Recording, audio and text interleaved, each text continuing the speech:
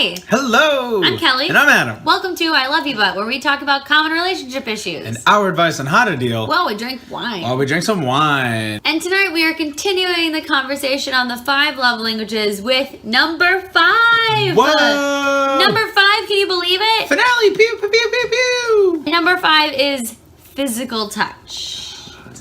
God. Ugh. So if what just happened tells you anything about us, Kelly was not into it. I mean... I was super into it. My secondary love language is physical touch. Touching me. Touch my body. I want to touch your body. E.T. E.T. Phone. Home. Yes. I think that a lot of men, this is what he talks about in the book as well. Go on. A lot of men have physical touch as their first and or secondary love language. Because men tend to be really horny. I mean, is that just the honest truth? Statistically, men tend to be hornier, tend to be more into sex? No. I will say, without getting too explicit, that in his book, this love language tends to be men's number 1 or number 2 because they have a physical release during sex. And women don't necessarily experience the exact same thing. Sex and physical touch is a little bit more emotional than a man's experience. Tends to be. Am I just... Sure. No. Am I explaining this right? Man? Yeah. Can you explain it? Are you literally asking me to mansplain something? Fair enough if you are. Please mansplain to me. I'm just a dainty woman who has no idea what she's talking about because her brain isn't as big as a man's. No, you're correct. You're correct. I believe that it is that a woman has more of an emotional experience statistically than a man does. Full disclaimer, we are not scientists. We are super not that. We are not scientists. No. By the way, I was laughing so hard, not at the subject matter. I just loved watching you struggle to get around some of the words that you were trying not to use. And some of the imagery you're trying not to portray.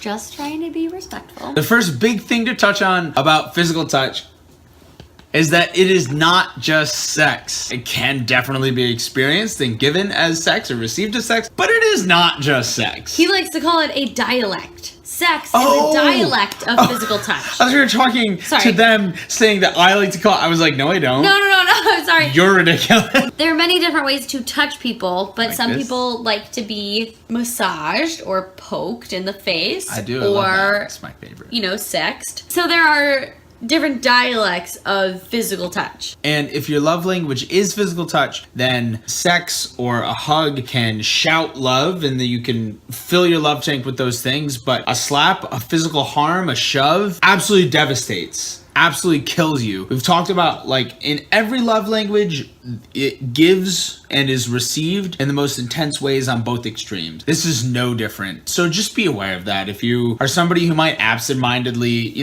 push your partner, even if it doesn't mean anything, if you're just and you, whatever, a playful shove cannot be playful all of a sudden. And it's it'll hurt the other person because they literally experience that sensation differently than you mean it. Even if you didn't mean it with that much seriousness. So in regards to touch, not all touches are created equal. Like a face palm isn't nearly as awesome as a chin tickle. What? That is something that you have to talk to your partner about. So what things do they like? Some people like to be massaged. That's true. And I know some people who don't like to be massaged. And I'm like... Very true. What? Kind of freaks me out too. I don't get it. I don't get it. It's not my job to get. No. I'm not judging. Yeah, I am.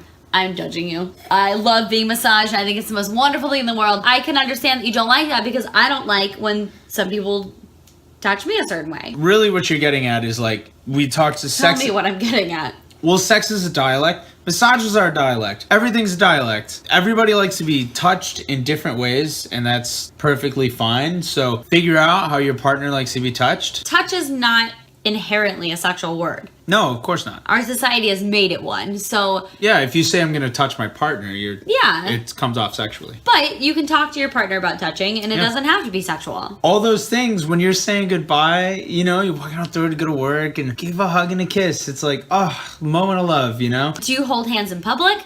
Do you massage each other at night? In public? okay. All those things, those are all physical touches that you need to talk to your partner about, because some people like holding hands in public and some people don't. Like, it can be as simple as that. Obviously, physical touch is a powerful communicator of love. Like, a lot of people connect sex with love because that's one way that you show love. But in a non-sexual way, you also show love by hugging someone. If somebody is sad or they need comfort, you put an arm around a shoulder. Yeah, you hug someone to make them feel safe and to make them feel comfortable and to make them feel supported and loved. You do that with your friends too. Yeah, so like a hug, that's physical touch, can be a loving thing without it being sex. And it is a strong communicator of love in a physical touch way. Does that even did I even make any sense?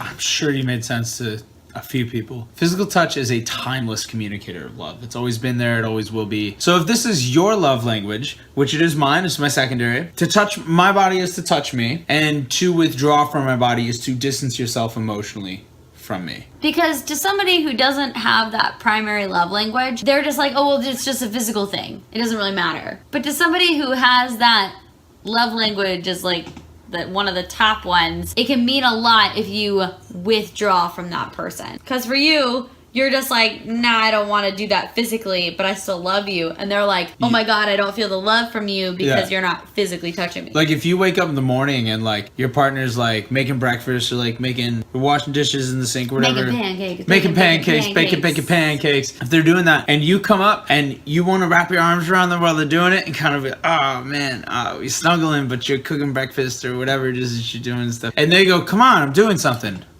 It's like the sky came down and crashed on your soul. But that person is just trying to do acts of service and make them breakfast. Right. The point is it's little things like that where you're like, stop bugging me, you're being whatever, you're being needy or whatever. It's like, my heart stings right now. You won't let me hold you. You don't love me anymore. Physical touch. Physical touch. Good job. Words of affirmation and physical touch. Good job. And obviously, we just have to say this, there is an appropriate way to touch someone and an inappropriate way to touch someone. We all know that difference, and if you do not know the difference with your partner, ask. You should ask, and you should be able to talk about it. So if your partner says, oh, no, instead of getting angry, go, okay, I apologize. What is the way that you like to be touched? There is no one size fits all on what is appropriate and inappropriate in a relationship. It just depends on you and your partner's understanding of what is okay. And for those of you who do not speak this love language very well or naturally. Like who? Like who? Who could that possibly be? It's you. We know it's you. I thought you were pointing at me. No, I was pointing at you. I was pointing at you. If it's not yours and it is your significance, you should just take the initiative sometimes. As with every love language, it is the best thing in the entire world when you give them that on a little surprise. When you don't have to ask for it. Yeah, when you don't have to ask for it, it feels so great when you get it. I think it just comes back to listening to your partner. No matter what their love language is, whether it's physical touch or anything else, listen to what they're asking you and do it without asking. Because having to ask to be loved in the way you want to be loved is exhausting. Really exhausting. So the truth is, with physical touch, when you're craving physical touch, you are just emotionally yearning for someone to reach out and touch you physically. That is what you need for emotional satisfaction. So your physical needs are wrapped up in your emotional needs? Totally. They're one and the same. If physical touch is your primary or secondary. I think that's something that's not really understood. Totally. It can seem very superficial. Like, oh, why aren't you holding my hand? Why haven't we had sex this week? Oh, like, why? Like. Or on the other side, why do you just want a relationship based on sex? Why do you just want all these physical things? Do you just love me for my body? It's a lack of understanding that they're one and the same. They are not different. The only way that I feel loved and the way that I'm expressing loving all the other parts of you in my life is through touching you. With any love language, if you don't understand, as with any love language, if you don't understand it, your partner comes off as needy. And superficial. And superficial, totally. If you have any specific questions about love languages, especially on physical touch, let us know. Reach out. It's Adam's number 2, so he has a lot of insight about this. I can also help you if you don't have a lot of insight about it. So, like, comment, subscribe. Let us know if you have any questions about this subject, any of the 5 love languages. We love to talk about it, and we'd love to talk about it with you. We do. Have a great, great rest of your night. We will talk to you soon. Bye.